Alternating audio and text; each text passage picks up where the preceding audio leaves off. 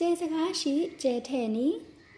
ပင်မစာမျက်နှာရှိကျေစကားကိုနှိပ်ပါကျေထဲကိုနှိပ်ပါမွေးနေ့အရင်ဖြစ်ပြီးမှကျေထဲလို့ရမှာဖြစ်တဲ့အတွက်ဖြစ်မည်ကိုနှိပ်ပေးပါရှင်ကိုသားလိုတော့မွေးနေ့လေးကိုရွေးပြီးသွားပါက OK ကိုနှိပ်ပြီးသိန်းဆဲကိုနှိပ်ပေးပါရှင်မိမိကြိုက်တဲ့ရာ profile ပုံလေးရွေးပြီးနာမည်လေးကိုလည်းမိမိစိတ်ချရေးပြီးထားလို့ရပါတယ်ရှင်အချက်အလက်တွေအကုန်ပြီးပါက OK ကိုနှိပ်ပေးပါရှင်